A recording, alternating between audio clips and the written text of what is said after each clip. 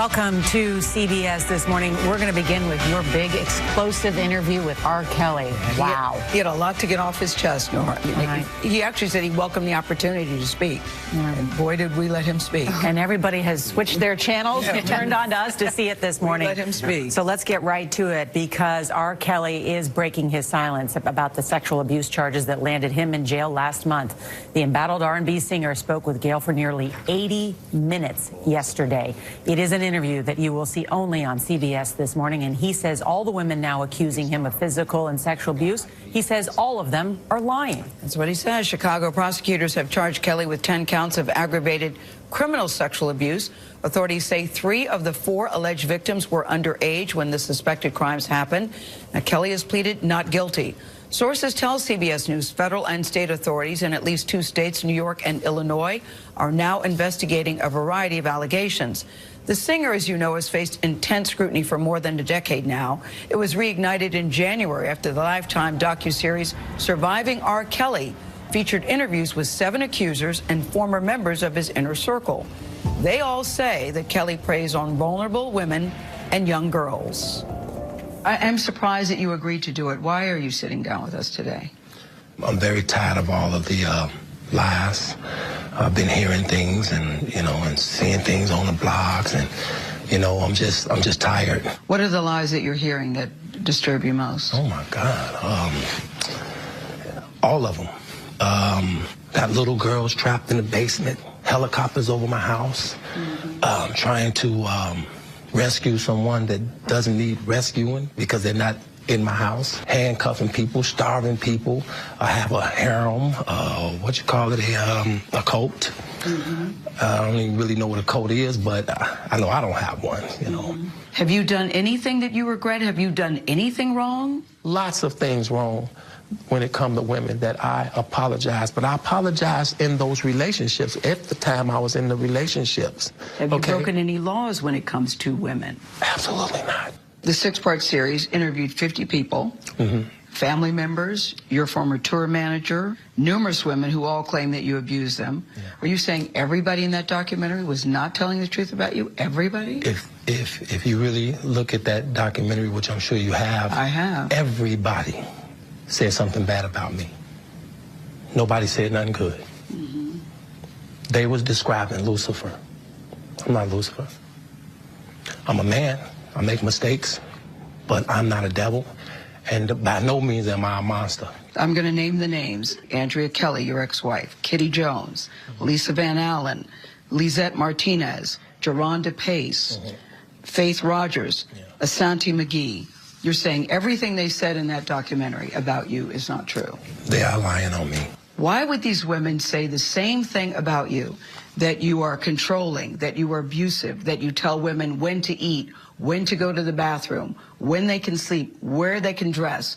Why would all these women tell these different stories about you if they were not true? And they don't know each other. That defies logic to me. Right. Until you hear the explanation. You can start a rumor on a guy like me or a celebrity just like that. All you have to do is push a button on your phone and say, so-and-so did this to me. R. Kelly did this to me. And if you get any traction from that, if you're able to write a book from that, if you're able to get a reality show, then any girl that I had a relationship in the past that it just didn't work out, she can come and say the same exact thing. Are you blaming this on social media? I'm talking about the power of social media.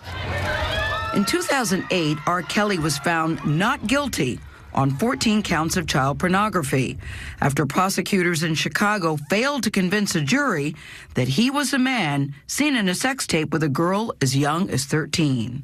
What do you want to say to your fans? Last month, Kelly was indicted again, this time charged with aggravated criminal sexual abuse of 4 women, including 3 who the charges say were minors at the time. Have you ever had sex with anyone under the age of 17? No. Never? No. I have to tell you, it's so hard to believe that based on all that we've read. I'm going to tell you something, Gayle. There's one thing. I'm going to tell you something. What the women said about you. What women said about me. What women. So nobody's allowed to be mad at me and be scorned and lie on me. So they're lying on you. That's your explanation. They're lying on you. Absolutely. Absolutely. Absolutely. You feel that people have maligned your character? I have been assassinated. I have been buried alive. But I'm alive. So I think the point you're making is, and correct me if I'm wrong, that you have never held anybody against their will. I don't need to. Why would I? Well, How stupid would it be for R. Kelly, with all I've been through in my way, way past, to hold somebody, let alone 4, 5, 6, 50, you said. How stupid would I be to do that? I didn't say you were holding... That's stupid, guys. I didn't... Is this camera on me? Yes, it's on. That's stupid. Use your common sense. Don't forget the blogs. Forget how you feel about me. Hate me if you want to, love me if you want, but just use your common sense. How stupid would it be for me to, with my crazy past and what I've been through, oh, right now I just think I need to be a monster and hold girls against their will, chain them up in my basement, and don't let them eat and don't let them out unless they need some shoes down the street from their uncle. Robert, stop it. Y'all quit playing. Quit playing. Robert. I didn't do this stuff. This is not me. I'm fighting for my life. Y'all killing me with this. I gave y'all 30 years of my career. Robert. 30 years of my career. Y'all trying to kill me. You're killing me, man. This is not about music. I'm trying to have a relationship with my kids, and I can't do it. Y'all just don't want to believe the truth. You don't want to believe it. At this point, we briefly paused the interview to give Kelly a moment. His publicist helped calm him down. I hope this camera keep going. No, we're going to let the camera keep rolling. This is not, doesn't even make sense. Why would I hold all these women? Their mothers and fathers told me, we're going to destroy your career. But Kelly's emotions remained raw. It's real girls out there missing. It's real young girls out there being abducted, being raped, okay? They really are on chains. They really do have chains on their wrists, and they can't get out. Robert, and they're ending up buried in dead. Robert, we have to have a conversation. Really, I don't want you just ranting at the camera.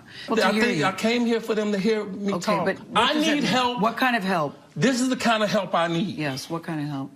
I need somebody to help me not have a big heart, because my heart is so big.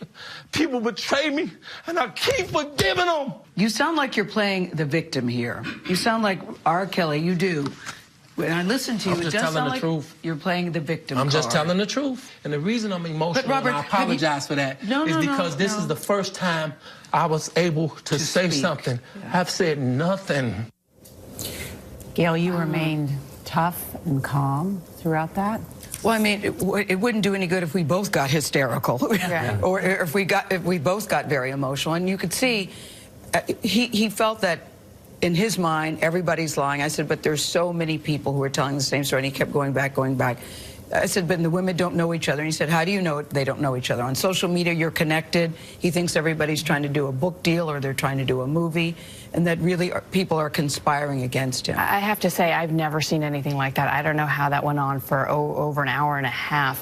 What was he like before the interview? Because you didn't really know him that well. No, I don't. I mean, in fairness, he didn't rant for the whole hour and a half, but he got very emotional several times. I met him maybe beyond 5 years ago at a party where you just say, hi, how are you? You know, it's not the time to say, remember we met 5 years ago? I hate it when people do that. So I did ask, can we have a conversation before the interview got started? I wanted to say, we're going to give you a platform to say whatever you want to say. It's no secret that he lives at Trump Tower in Chicago. So we went to his apartment there, and we had a conversation. And you walk into his apartment, there's a big welcome home. There's a Christmas tree that he keeps up all year long since his mother died back in 1993. He's very close to his mother, misses her very much because it was her favorite holiday. So he keeps the Christmas tree up all year long. It was like 90 degrees in there because he was resting his voice. He said he was going to be singing later. But what he is accused of is dastardly. Exactly. Raping young girls repeatedly over decades. And I think what you did, Gayle, was allow him to tell his story and to see, though, his behavior, his temperament is, I think, what is probably what is most revealing of this interview as well. The pounding of the fist, the getting up. I was worried about you. I was actually worried about you when I saw the pictures. Well, it's funny. Favorite son, favorite daughter, and Oprah all called me and said, were you afraid? Did you think he was going to hit you? I actually never thought that. I think that I thought I might get accidentally clobbered, but I didn't think that he would deliberately try to hurt me. I never felt in danger talking to him. I just felt that he had a lot of emotion. He wanted to release it. And, you know, when it was all over, we had a conversation, we said goodbye, and I think at the end of the day, he was glad that he was able to say what he wanted to say. Okay. Even if, but it's hard to believe when you say, Robert, there are so many allegations and so many accusations, and you've never had sex with anybody under the age of 17. And it took this jury less than a day to deliberate. Yes, exactly right. There's more coming, right? And he says more will come out on his side of the story, too. And we have more this Yes, we show, do. right? In our next half hour, Kelly talks about the 2 women who live with him and the allegations that he controls their lives. Allegations that both women deny. We talked to them, too. We'll share that a little bit.